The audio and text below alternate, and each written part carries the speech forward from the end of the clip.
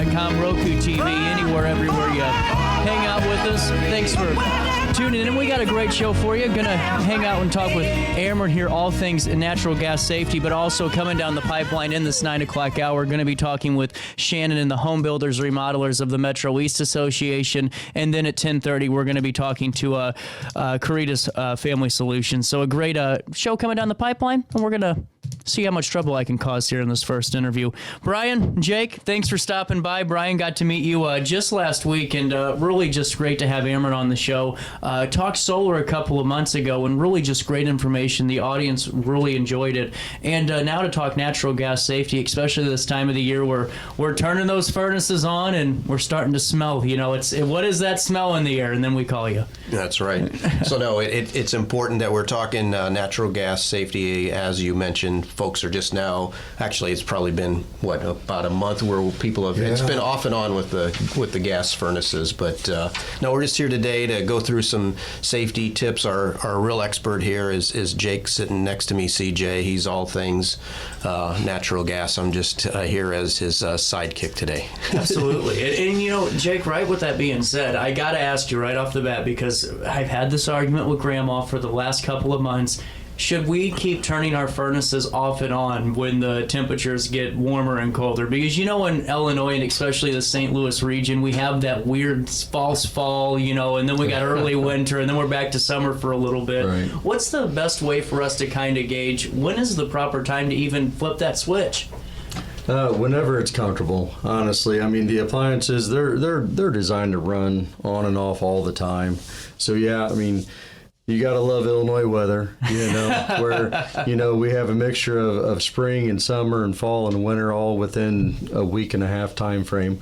That's true. But, yeah, they're designed that way. And really our message is just we want to just educate everybody on make sure we have those things checked out every year, you know, and it's just out of sight, out of mind. That's the nice thing about natural gas appliances is they're there when we need them, but we don't ever think about it. And just having that trigger of towards the end of the summer, we know it's around the corner, you know, just reach out to our local HVAC technician that we're comfortable with and have them come in and check all that stuff out.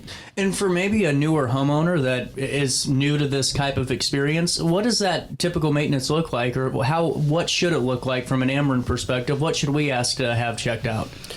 You just we just want to ask that have all of our natural gas piping and appliances inspected, and they'll go through operational checks on those to make sure that they're operating properly, make sure the ventilation is good to get all that nasty flue gas out, vented outside properly. They're going to check, make sure pipes are good.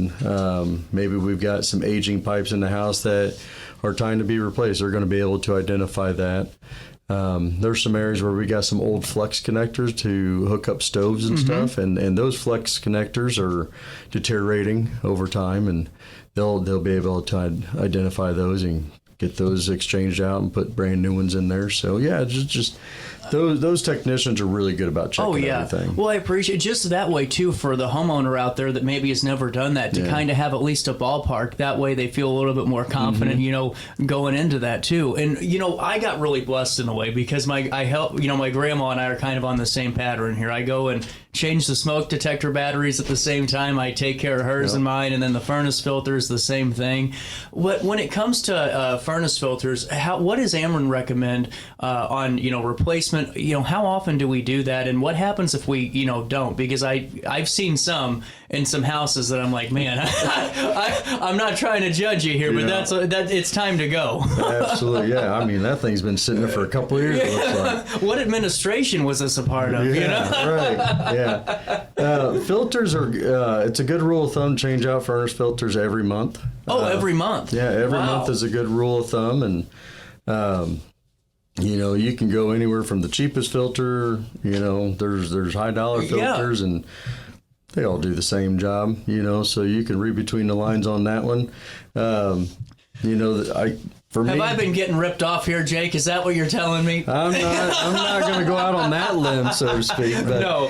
you know, just the cheap, basic, simple filters do the job just as good. Well, and not to cut you off, and if you're doing it every month on a routine basis, you don't need, what's the $20, when you're buying the cheaper one when you're just replacing it all the time anyway. Sure. It's doing the same job like you said. That makes total sense. Yep. And that could save someone. I mean, honestly, if you look at the numbers for those furnace filters, some of them are $20, $30 for one of them. You multiply that. For a year. That's expensive. Right, and the other thing that I was going to add, piggyback on what Jake is saying, especially if you have dogs or cats. Oh yeah. Those, I mean, the amount of hair that when they shed it naturally collects and goes down into your ducts, which eventually go into your furnace. So that's why you want to, get those filters replaced on a regular basis. Makes sense. Whether it's once a month, whether it's if you buy the more expensive ones and they're every 2 months. You just want to get into a routine. I actually on my furnace I keep a magnet with a scratch pad, and I just list every single time I change the furnace filter. That's my habit that I do for myself. So it's just getting into a routine habit to do that, because let's just use the pet hair as an example. It will cause your furnace to run more. I mean, it's a stress on your furnace if it's chock full of pet hair and stuff like that. That's why you want to change it on a routine basis. Yeah, one of the most important things with proper operation of a furnace specifically is airflow. So it's just another reason why we want to make sure we change those frequently, is because the more clogged up they get, especially with pet hair and stuff like that, it also restricts the airflow. So they're not going to run as efficiently either, and if it's not running efficient, it's burning more fuel, and that could be either wear on the appliance, or it could even cost, bill to increase a little bit. So changing those out also attributes to just really efficient. I'm glad that we transitioned to this point, because I wanted to ask this question, but for the audience, I know them too well at this point, years into this. This is going to sound like a silly question. Does the arrow matter on the furnace filter? Because I don't know, for the longest time, it's like my biggest conundrum. What is the actual direction of the airflow? Which way should the arrow be pointing? Because I would assume that it's going out, but you start talking, in your head, you get in those little debates, and it's like, is it supposed to be pointing out away from the furnace filter, or away from the furnace, or back towards the actual main furnace itself? Should it be pointing in or out, the arrow, for the airflow? The arrow should be pointing out, because that's the direction of your airflow. I'm such an idiot. I've been fighting myself. Seriously, Jake, for months about this. I keep changing it, and I keep going back downstairs, and I'm like, no, that doesn't make sense. But that's why you buy a filter that doesn't have an arrow on it.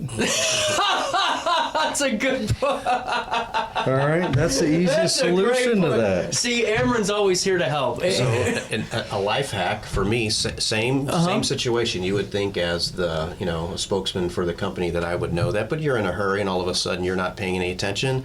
The last time I had mine, I shouldn't say the last time, several years ago when I had mine inspected by an HVAC guy, I told the guy, I said, Bill, I am so tired of getting this confused. I said, would you just put an arrow on which way it should point? So now every time I change the filter, it's a no-brainer for me. I can buy whatever I buy, and I just point the arrow to the way I have it written on the side. And it can be tough, by the way a furnace is installed. Sometimes they're installed, I know this sounds goofy, but sometimes they are installed upside down.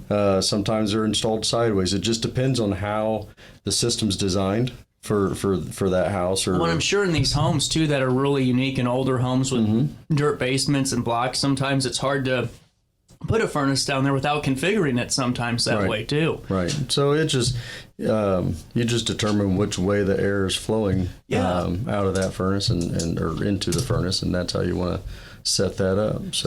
So my first kind of introduction to the blue flame was with my grandpa, because that it would go out every once in a while, and then you go down there with them and kind of learn how to do it.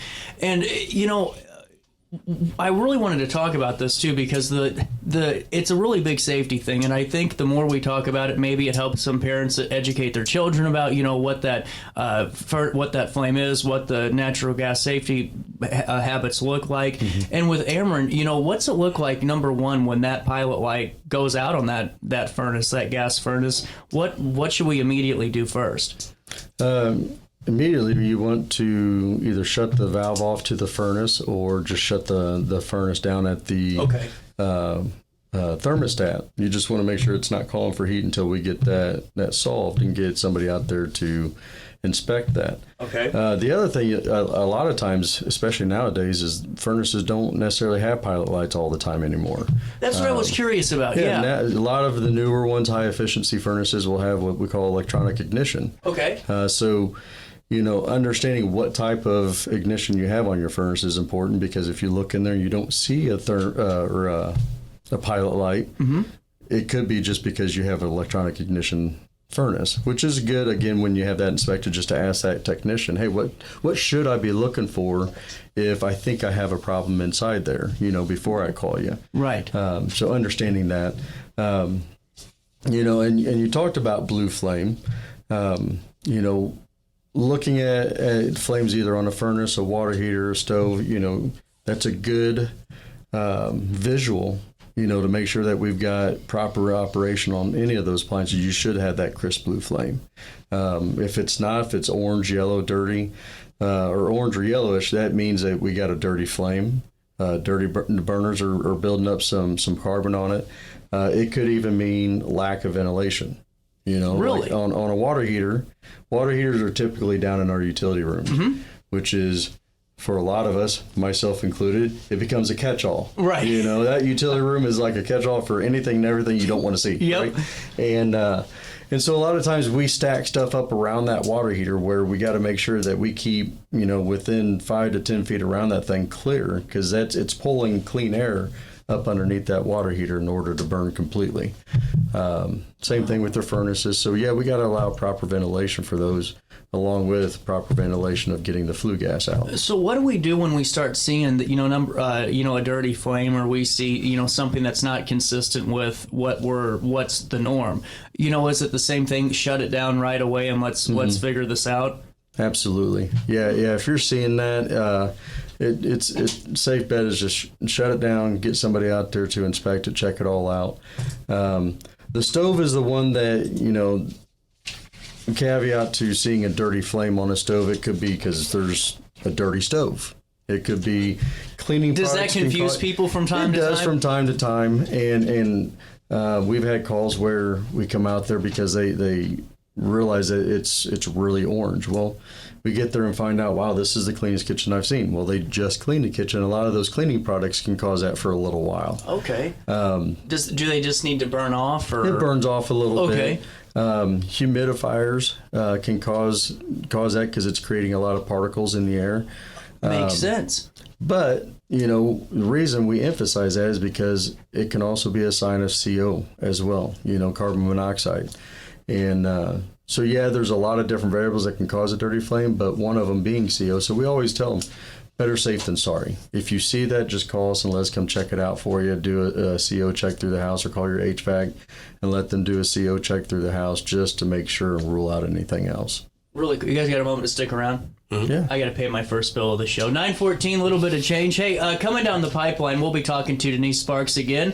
She was just named best of the best when it comes to trash service, and that's because, well, quite frankly, for 30 years she's been in business as the queen of junk. And she said, CJ, I want to start picking up trash just like the big guys do, and she hasn't looked back. Those purple and yellow trash can guys mating like bunny rabbits all across the community, And that's because Sparks cares about the community. When you call Sparks, that's who you get on the phone. You don't get a third-party call center. You get somebody that's there to help you with your weekly trash needs. If you're an older adult, they're valet weekly trash pickup services where they'll walk inside your house, pick that trash up for you, take you to the can, and you're good to go. And you can live comfort-free a little bit that way, too. to. Go to sparksjunkremoval.net and start your journey with the queen of junk today. And don't forget to tell them that you know who sent you over her way. Since 1993, Sparks Junk Removal is always adapting to the needs of our clients. That is why we now offer weekly trash pickup for selected areas. Plus, we offer driveway-safe rubber-tired dumpster rental. Give us a call today at 618-781-1407 or visit us at sparksjunkremoval.net.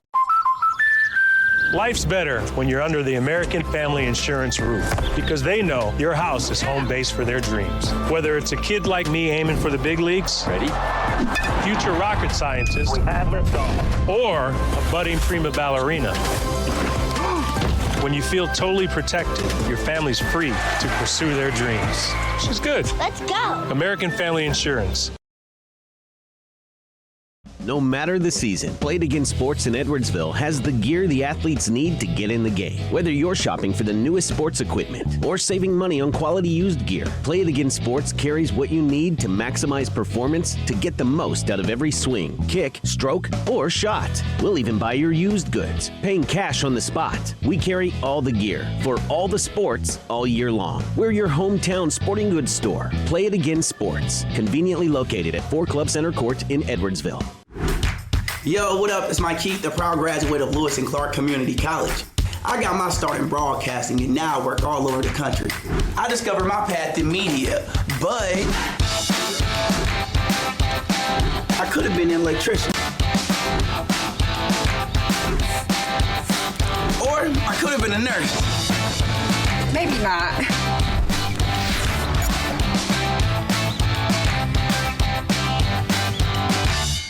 I had an amazing experience with Dr. Haug and her team. I came here when I was 10 years old to get my braces on. Now I'm 28 years old, braces off, and I get so many compliments on my smile. It's helped me thrive in my career as a news reporter, and also as Miss Missouri USA, I took the stage with confidence, knowing my smile was gonna make me look like $1 million. I've never felt better and more confident because of my smile.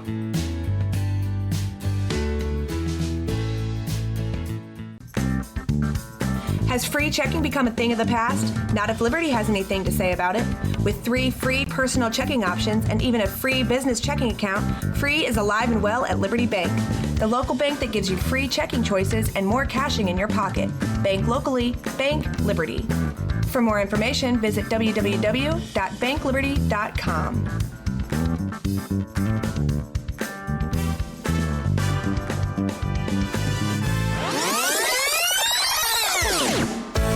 Welcome back to our daily show. Here's CJ. It's the most wonderful time of the year.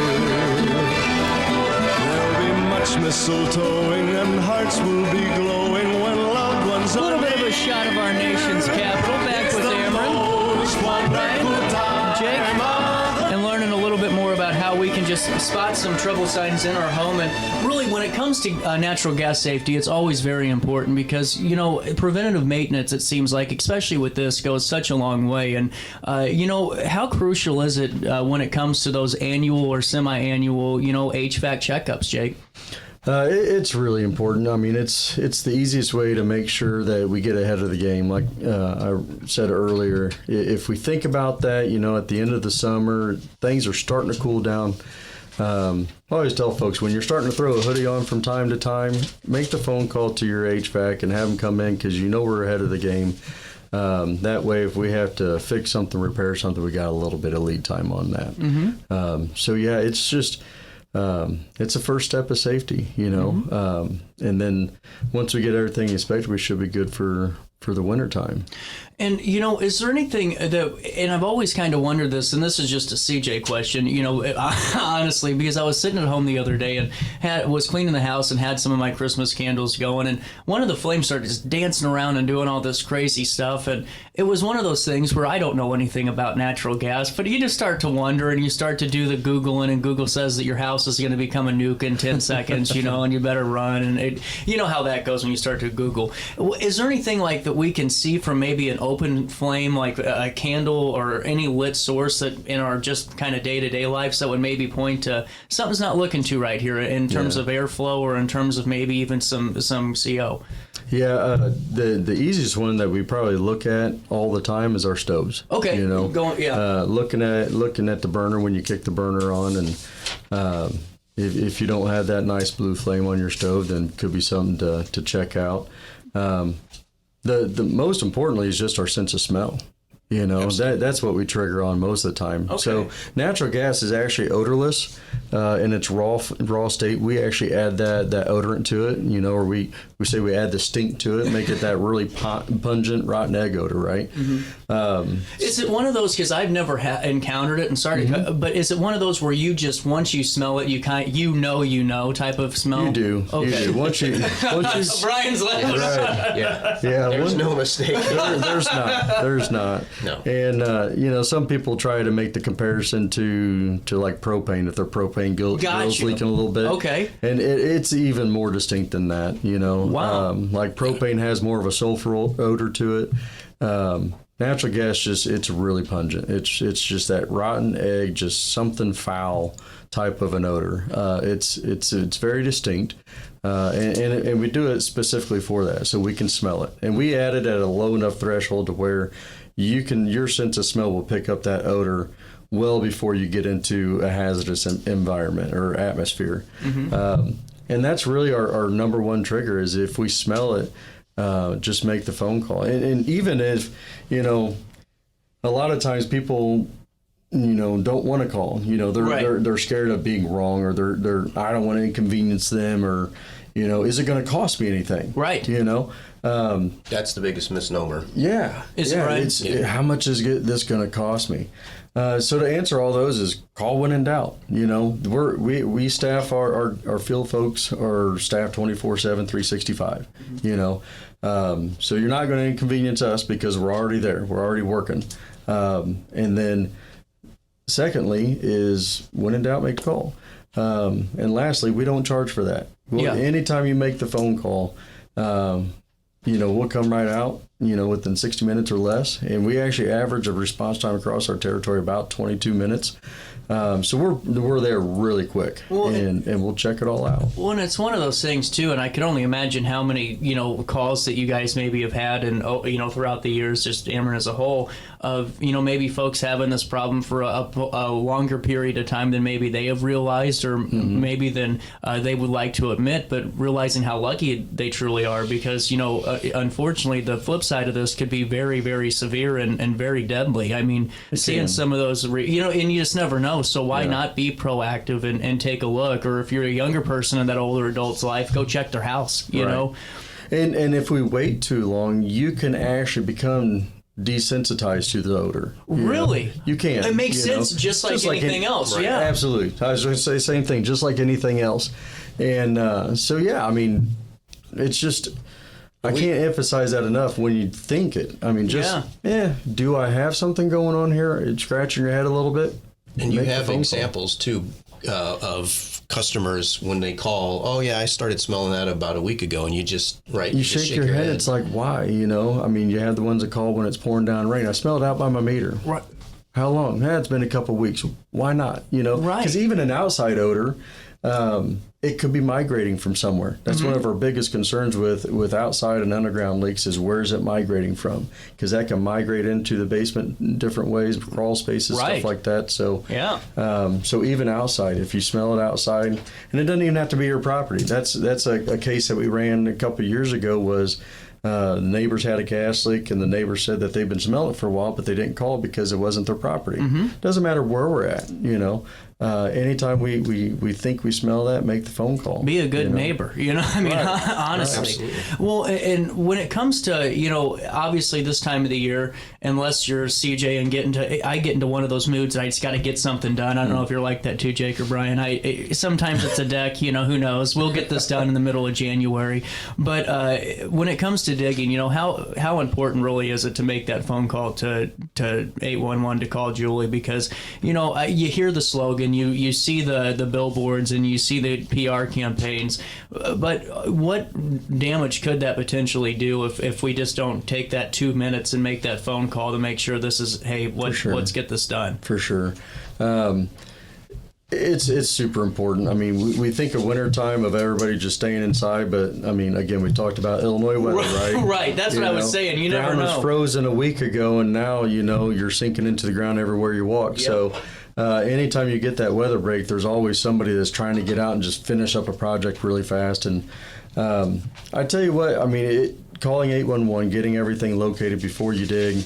One, it just keeps our facility safe, keeps you safe. But if nothing else, it's law. It is required by law, no matter how big or small the project is. Even if we're driving a stake in the ground for a bird feeder, that requires 811 to be notified.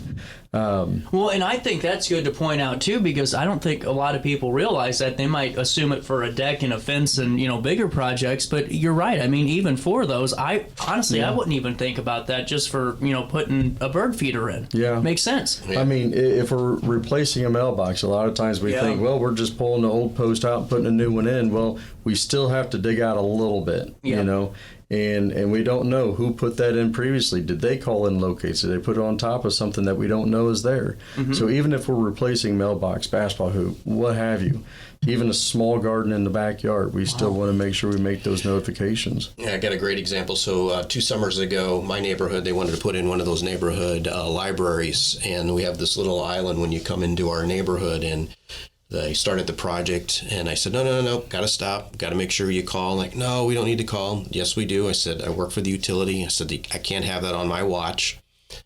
True story. We came out, I didn't, but the locate company that Ameren uses comes out, and they discovered a underground electric line that we would have hit. Not we, but the couple that was gung-ho to do the library, and we just simply, not we, they moved the mailbox according to where the markings are. So here was somebody doing something innocent for the greater good of the neighborhood, doing this library. We're like, this is exciting, but the damage that they could have caused and they were very thankful. So that's my personal example of stopping a job, and just, it's the law, and it's simple. Within 24 hours, we were lucky, and they had it marked. And we see too many incidents across our industry. I mean, hitting a gas line. I mean, it's going to cause. I mean, that gas is blowing. It can cause ignition. It's going to ignite it at some point. We've seen it migrate into buildings and have explosions of houses and buildings, and worst case scenario, fatalities can occur from that. Even the electric line. If a machine digs into an electric line, that can cause contact with the machine and ultimately cause the machine to catch fire, or electrocute the operator. That's right. 100%. So, it's a free service. I mean, that's the best thing about 811. It's the cheapest insurance you can get. It's free insurance is what it is, and it doesn't cost us a dime. Well, and two, I think your neighbors will be pretty upset with you if their power goes out because you wanted to move a mailbox. Right, absolutely. Or you lose natural gas service in the wintertime. Lose your gas. Oh, goodness. Yeah. Well, and seriously, thank you two so much for stopping by. This half hour did not feel like a half hour. I don't know where the time went. The Home Builders Remodelers will be joining us for their regularly scheduled segment as we talk about the industry, but really appreciate it, Brian and Jake. You're welcome back anytime, and I know, Brian, we'll be talking soon about the Google Nest thermostats, and really excited about that because I got to get my hands on one of those because, man, I just think mine's wrong at home. I'm not buying this, Anything else before I let you go? I'll just throw the number out there. Yeah. If you need to call us for any type of issue, it's 800-755-5000. And if you talk about natural gas odor, when in doubt, call 911.